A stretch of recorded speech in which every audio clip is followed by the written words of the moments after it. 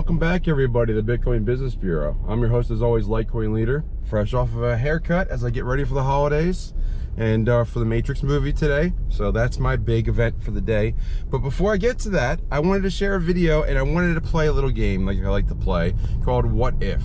Because I've seen a lot of things around the internet, mostly building on the cliff high idea of the $600 silver.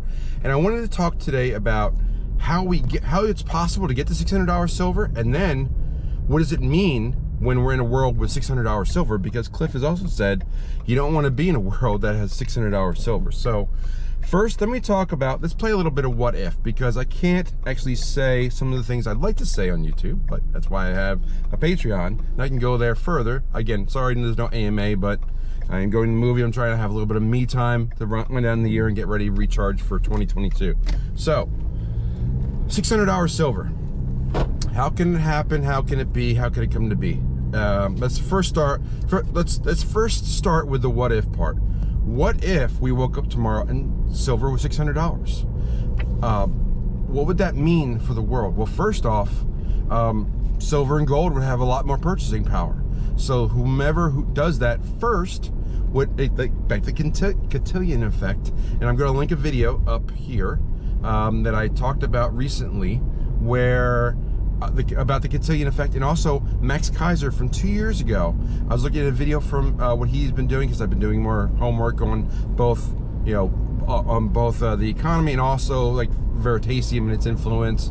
But I found an interesting video from 2 years ago from Max, and he's talked about the Catillon effect and how things can quickly overinflate, and how other coins can go to zero and so on. But that's not speculate. Investing in a world that, this is not financial advice, of course, but how do we work through a world where it's all speculation? How do you invest in a world full of speculation and what ifs? Well, you play a game called What If with yourself and just work it out and see if it makes sense to you. See if you can craft and architect the story that makes sense to get us to a point where, okay, yeah, I can see that happening.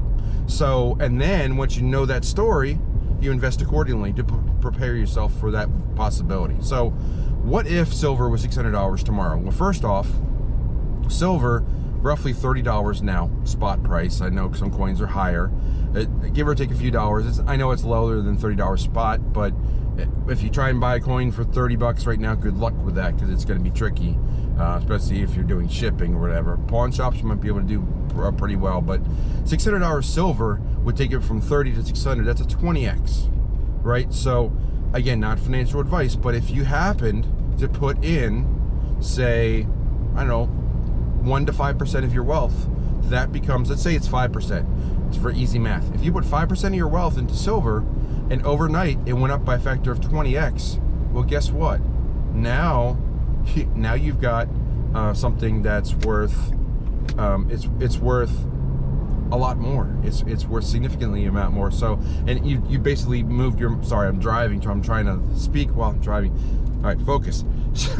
So if silver went 20x and you had 5% of it, you would basically double your wealth overnight. That's why it's not financial advice, but I've heard many people say putting 5% of your wealth in a silver is about the right number. Give or take a few percentage points, but you get the basic idea, because if you have 5% there and it went from 30 to 600, that's a 20x, it would double your wealth, give or take a few percent and so on, but you get the idea. So that's how we could speculate, work in a speculative investment environment where we say, oh, what if silver went to $600? Now, what would that world be like, and how do we get there? Well, that's the trickier part. So let's just play the game of what if. What if a country, I'm not going to say which one, but let's say a country in, say, let's say it's the United States. I say it's not good because they're already world currency, but sure, let's say the U.S. Overnight they changed the value of silver from $30 to $600. First off, how could that be? How could that ever happen? Well, historically speaking, they revalued gold in the past. They did it back in the 30s when they confiscated gold. They just raised the price from, say, 20 bucks to 35, roughly. I think that's roughly how the numbers worked out for gold per ounce. So, and immediately they had more buying power. They just increased their buying power. So back to the Catillon effect. Whoever gets that buying power first, because there's new wealth. New wealth will basically be created by new purchasing power, will be created overnight by revaluing the the currency that you had, the money that you had, because you have gold and silver in a stockpile, and then that country that changes that valuation immediately has outlets for it. Because if you have, let's just say your silver went up by 10, or your gold went up 10x overnight. Well, now you could buy 10 times as much foreign currency and foreign goods because you have that liquidity immediately in the current economic system, and you can go around and trade with other countries and go out and say, yeah, I want to go and buy those goods. And so you would have immediate purchasing power, and the other countries would be forced to try and play catch up because they move, governments move slow. We understand that, but they would be forced to do it quickly because their resources were going to be tapped out by, let's say, United States buying up all of Europe or Asia's resources, because now they have 10 to 20 times more purchasing power because they revalue gold overnight. See how you can architect that story? So the other country would be forced to follow suit, and then the prices would eventually go up, but the Catillon effect would take effect first. So you have more value overnight, you have more purchasing power overnight, and you put that new wealth into the marketplace overnight, which would start to inflate prices as other countries catch up, and all the prices would surge, but you benefit first because you were the country that did it first. So this is back to the point, I think Michael Saylor made this point. If we gave every American $1 billion, what would that mean? Well, if you gave every American $1 billion and overnight they just had the ability to buy a Lamborghini, a Lambo, right? Not everybody could buy a Lambo because there's not 350 million Lambos. So the prices of the Lambos would have to increase because the demand is now gone way up, but the supply didn't change.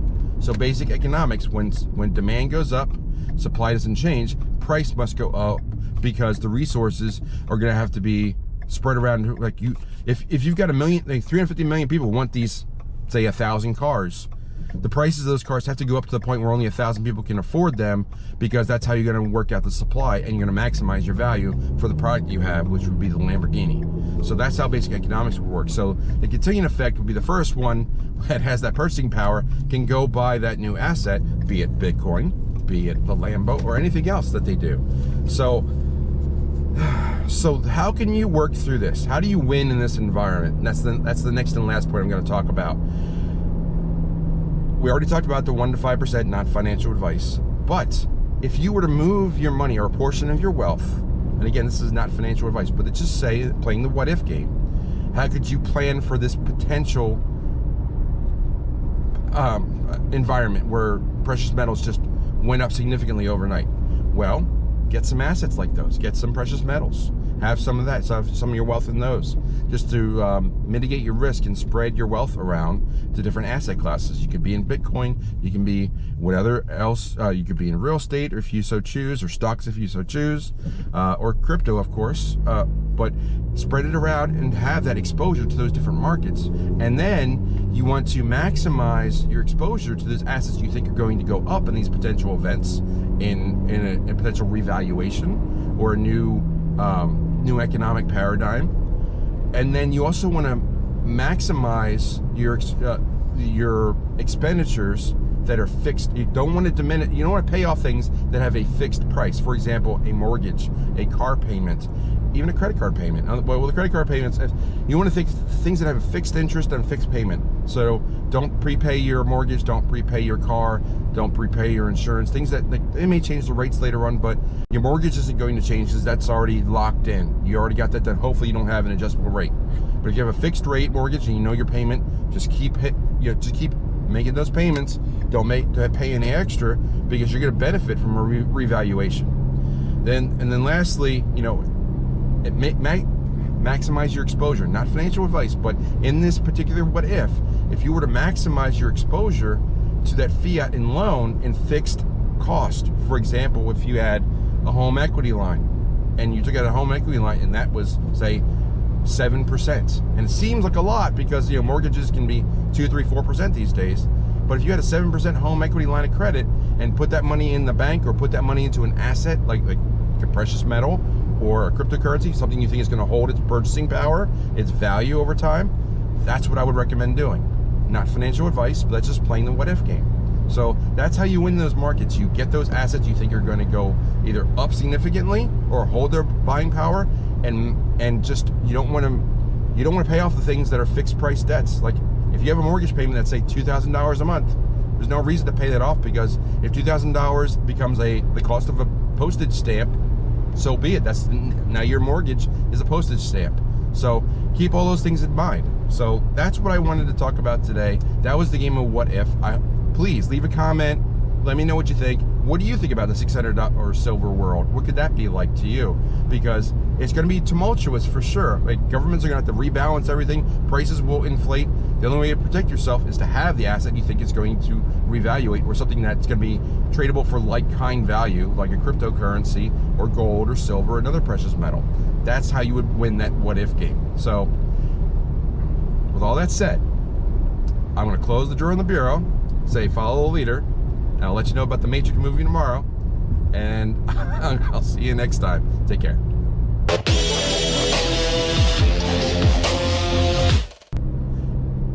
Hang on a minute.